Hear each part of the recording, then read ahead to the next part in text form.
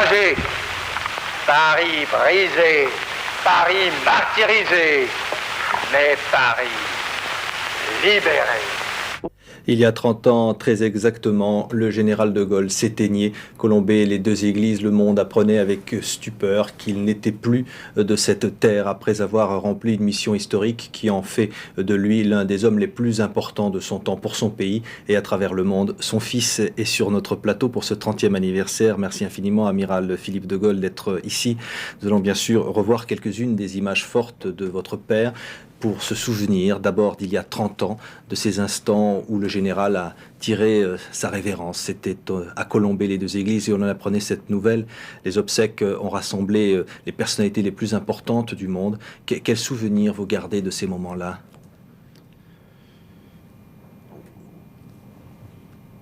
Eh bien, j'ai retrouvé mon père décédé dans le salon de la Boisserie. Avec l'impression qu'il était toujours présent, toujours énormément de présence. C'est l'impression qu'il m'a toujours faite depuis aussi longtemps que je puisse me souvenir, d'un père qui avait une très forte personnalité. Bien sûr, les enfants pensent au départ que leur père est toujours mieux que tous les autres, mais je me suis très tôt rendu compte que le mien avait une dimension hors du commun. Ouais.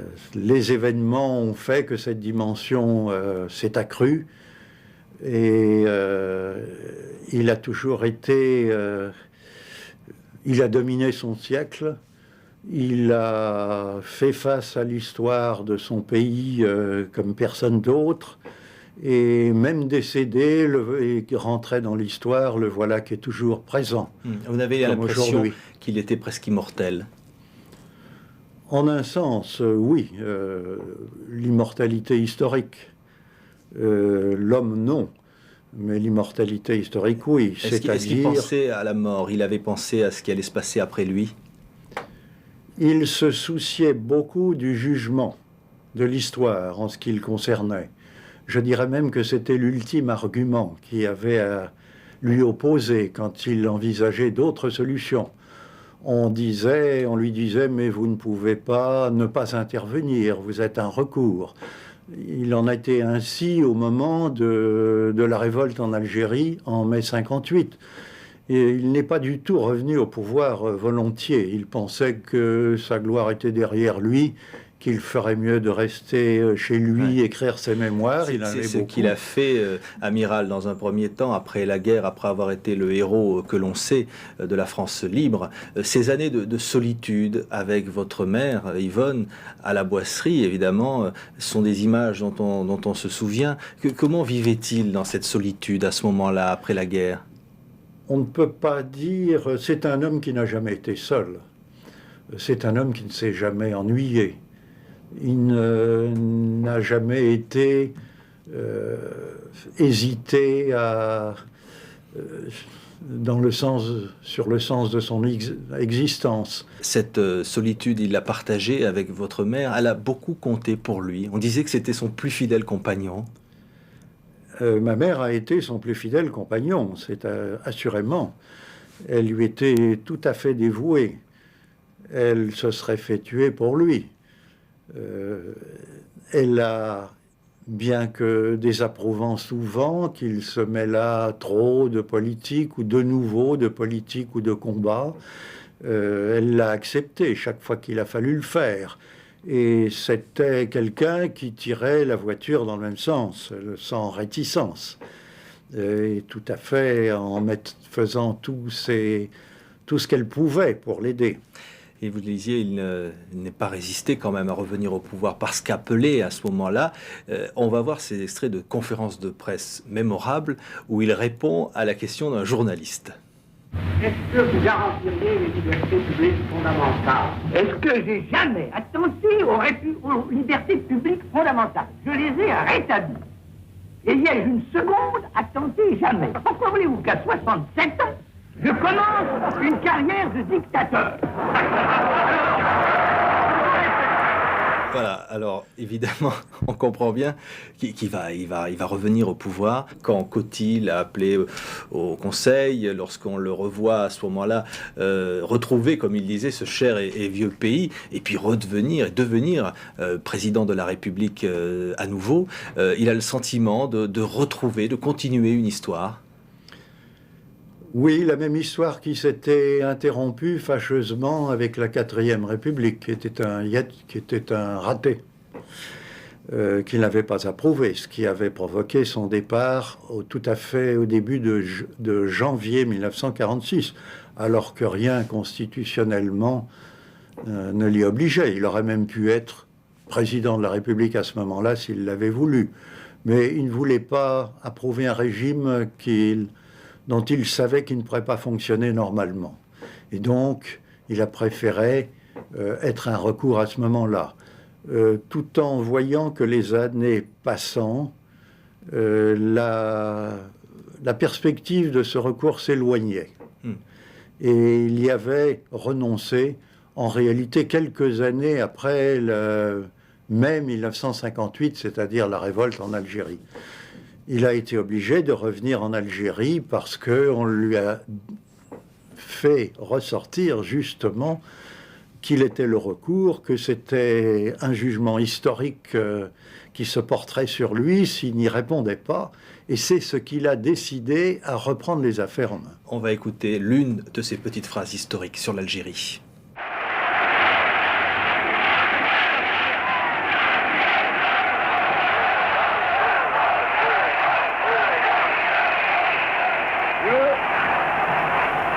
Je vous ai compris.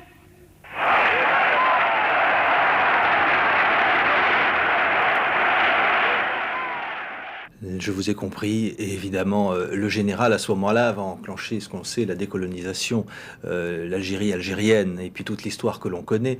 Il le vit comment, cette affaire algérienne ? De façon dramatique, c'est un drame. Voilà un homme qui a connu, et moi-même aussi je l'ai connu, l'Empire, le deuxième empire du monde, un grand empire colonial. L'éclatement de 40, on a provoqué la ruine de la guerre, de la Seconde Guerre mondiale, sans doute aussi de la première à terme, a provoqué l'effondrement de cet empire, comme il l'a provoqué d'ailleurs chez les Britanniques et chez les Hollandais. Mais pour lui, c'est un drame, c'est un changement de portage extraordinaire. C'est un fait qu'on est obligé de rentrer désormais dans notre existence, dans l'existence des Français, dans l'histoire. Mais voilà un homme qui se fait donner l'investiture par l'Assemblée nationale le 1er juin, forme son gouvernement le 2 juin, n'a été pour rien dans les événements qui ont précédé cette révolte de l'armée et aussi des Français d'Algérie en mai 58. Et le 4, il est déjà en Algérie, sur place, pour voir ce qu'il en est et percevoir la teneur, les opinions, la conjoncture, en disant « oui, je vous ai compris, les uns et les autres », mais pas uniquement certains en particulier, tous. Moment fort, le putsch des généraux. Et là, on voit un De Gaulle qui intervient à la télévision, image d'histoire et de fermeté. Un pouvoir insurrectionnel s'est établi en Algérie par un prononciamento militaire. Ce pouvoir a une apparence. Un carteron de généraux en retraite. Il a une réalité. Un groupe d'officiers partisans ambitieux et fanatiques au nom de la France. J'ordonne que tous les moyens, je dis tous les moyens, soient employés partout pour barrer la route à ces hommes-là en attendant de les réduire. Et là, on dit qu'il vous écoute aussi, parce que vous êtes auprès de lui dans cette affaire. J'étais commandant d'un escorteur rapide en Afrique du Nord et même le matin du putsch des généraux, je suis rentré dans le port de Mers el-Kébir avec 2 autres escorteurs comme c'était prévu. Et c'est là que j'ai appris le putsch des généraux. Ce putsch, c'est une réaction désespérée. Désespérée, il faut dire pas sans noblesse. Pas sans noblesse. Il n'y avait pas que... Tout n'était pas bas dans cette réaction. Mais elle était désespérée et sans issue.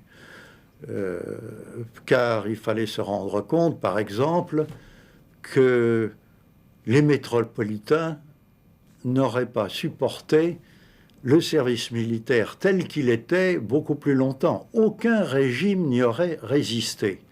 Et se figurait que les Français pourraient se maintenir en Algérie dans les mêmes conditions. Ils disaient intégration, mais personne n'en voulait. Il s'agissait en réalité du statu quo ante pour eux, de maintenir un régime tel que le concevaient les colons, les militaires et d'autres gens. Ce qui était absolument impossible. Le monde entier était contre nous. Même M. Kennedy a fait au Sénat une déclaration hostile aux Français et à la politique des Français et du général de Gaulle en Algérie. Tout le monde était contre nous, sans exception. Le peuple français était excédé d'avoir à fournir un service militaire de plus en plus permanent, qui a d'ailleurs écrasé la rébellion algérienne. Il ne faut pas l'oublier. Le général a failli payer de sa vie, attentat du petit Clamart. Il a dit les cochons, ils visent mal. Cette fois-ci, c'est pas passé loin. C'est vrai, ça n'est pas passé loin, mais enfin, ça c'est le sort, c'est la destinée. Ils ont très mal tiré. Mai 68, des images de révolte, on a beaucoup dit, le général n'a pas vu venir ce qui s'est passé à ce moment-là, cette révolte de la rue, de la jeunesse. C'était l'explosion d'une société qui avait envie de jouir, de profiter, de bambocher, de faire la foire, le monôme, etc. La Chienlit, non ? Comme ça, c'est-à-dire une manifestation... un peu de voyoucratie, de désordre, il était très en colère, très en colère face à ça. Assurément, oui, parce que c'était bafouer toute la République et son propre pays. Vous avez vu la réaction des étrangers, tel cet officier allemand qui m'a dit à Baden, mais alors nous sommes très déçus. On croyait qu'avec le général de Gaulle, enfin les Français étaient redevenus sérieux. Parce que vous êtes avec le général de Gaulle dans l'hélicoptère qui le conduit à Baden. On a beaucoup écrit là-dessus, on a même dit parfois il cherchait à fuir définitivement. Ça n'a pas de sens.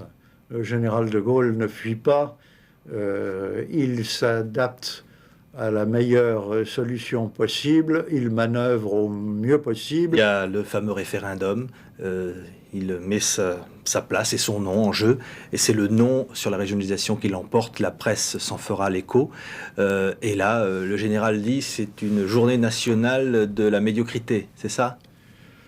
Les Français ont le choix, ils sont cycliques tantôt, ils ont la grandeur, c'est celle de la descente des Champs-Élysées avec les ombres de Malraux, de Jean Moulin, de Brossolette, du général Leclerc et tous les autres. C'est ça la grandeur. C'est pas le château de Versailles ou le dôme des Invalides. Quand le général de Gaulle parle de la grandeur, c'est celle-là. C'est-à-dire un peuple qui veut exister. Et là, il est déçu. Et la prospérité ne se sépare pas de la grandeur. Les minables ne sont jamais prospères, il faut le savoir. Et là, il est déçu parce que les Français se laissent aller à un niveau en dessous qui ne convient pas et qui ne les amènera à rien, qu'à faire du gaspillage et qu'à perdre leur chance finalement. Ouais. Et il va se retirer. Et là encore, des images fortes en Irlande, cette solitude très forte avec votre mère. Solitude, oui, mais dans lequel il aimait la solitude. Elle pouvait lui permettre de réfléchir, de se recueillir, de se ressourcer. Elle est nécessaire, la solitude. Ce père gigantesque qui a parfois peut-être pesé sur vos épaules d'une certaine façon, vous en gardez quelle image, quel souvenir? Celui qui étreignait votre petite sœur Anne, qu'il a beaucoup aimé, qui n'était pas l'enfant normal, celui qui vous écrivait en disant la France peut-être aura besoin de toi un jour, si je ne suis plus là, après. Qu'est-ce que vous retenez? Un père très exigeant, ayant une grande volonté, avec une passion qui était la nation française, la nation, à laquelle d'ailleurs il sacrifiait sa famille comme de besoin, comme c'était normal, mais en même temps avec beaucoup de sensibilité. Merci infiniment, Amiral, d'avoir été sur le plateau de TV5. Les mémoires accessoires, vous venez de les publier, vous dites accessoires, parce qu'évidemment, il y a les mémoires de votre père qui sont les mémoires, mais celles-ci sont publiées chez Plon également, là où votre père avait publié ses mémoires de guerre au départ. Mémoires accessoires en 2 volumes, 1921, 1946, 1947, 1979. C'est un livre tout à fait passionnant pour l'histoire. Merci infiniment d'être venu sur le plateau de TV5 en cette journée anniversaire. Merci à vous de nous avoir suivis. Très très bonne suite de programme à tous.